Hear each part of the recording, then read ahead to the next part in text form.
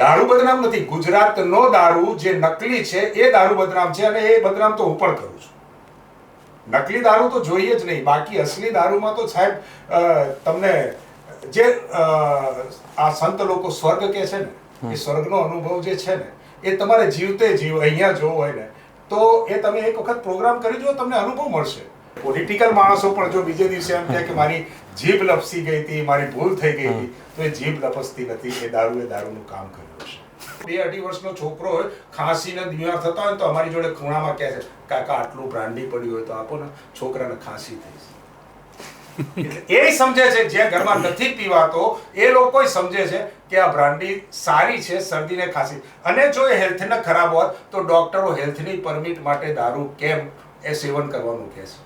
સાહેબ અત્યારે તમે હું ક્વાર્ટર લઈને જઈશ, આટલું ક્વાર્ટર એટલે 4 પેગનું, એટલે આટલી નાની બોટલ, એ લઈ જઈશ ને તો મને પોલીસ સ્ટેશન સુધી લઈ જશે, કાં મારું તોડ પાણી થશે.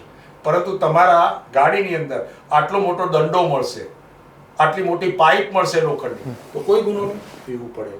આ શાહી શોખ છે. શાંતિથી ધીમે ધીમે 1 કલાકે એક પેટીઓ જોડે બદામ હોય, આ હોય, જોડે છોકરાઓ સરસ મજાનું ધાણી ખાતા હોય, ચણા ખાતા હોય, સિંગ ખાતા હોય. તમે એક અનુભવ તો ખરો, એક વિઝ્યુઅલ તમે જુઓ, એક આનંદની ક્ષણો દેખાશે.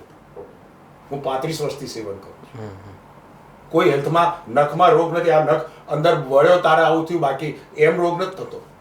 દર 2 દિવસે જોશે કે મારી FIR ના લીધી, સામાન્ય ઝઘડાની ના લીધી, કોઈ બીજાની ના લીધી. પણ દારૂનું કેમ તરત જ લઈ લો છો? દારૂના માણસને તમે અંદર કેમ નાખો છો? એ પરિવાર બરબાદ થયો છે ગુજરાતના દારૂથી, નકલી દારૂથી, કેમિકલથી થયો છે. સાહેબ અસલી દારૂમાં કેમ મહારાષ્ટ્રમાં પરિવારો બરબાદ થયા છે? કે મહારાષ્ટ્રની કોઈ વિધવા જ નથી બની? તમે ગિફ્ટ સિટીમાં હટાવ્યું, કોઈ જાતનું કોઈ ગિફ્ટ સિટીના બળાત્કારની એક ઘટના બતાવો. મજૂરોય પીવે છે ત્યાં. મારો છોકરો છે, સ્કૂલે જાય, હું કહું ભાઈ એક સેવ મમરાન કાકા સવારથી. હવે આપણે ધારો કે હું ફેન્ટા લઉં તો એમ કે વોડકા લાયા છો. 30% લોકોની કિડની દારૂ ન પીતા હોય એવા લોકોની બગડેલી છે. તમે ઇડલી ખાવ છો તો એમાં આથો આવે છે ને, એ આથો બી આલ્કોહોલ જ છે. આલ્કોહોલનું પ્રમાણ જેમાં વધુ થઈ જાય ત્યાં લખવું જરૂરી છે. બાકી આલ્કોહોલ કોઈ નુકસાન કર, તમે શરદીની ખાંસીની દવા દો તો 1% 2% આલ્કોહોલ હોય છે જ. એટલે આલ્કોહોલ હું નથી લેતો એ શબ્દ તો ક્યાંય ના આવે. આ લોકોને તો આ તો લોકો દેશી પીને મરી જવાના છે. આ લોકો તો ગુજરાતનો દારૂ પીને મરી જવાના. પણ જે પૈસાદાર છે એના માટે તો ત્યાં મહારાષ્ટ્રનું કે ઇંગ્લિશ જ જોઈએ.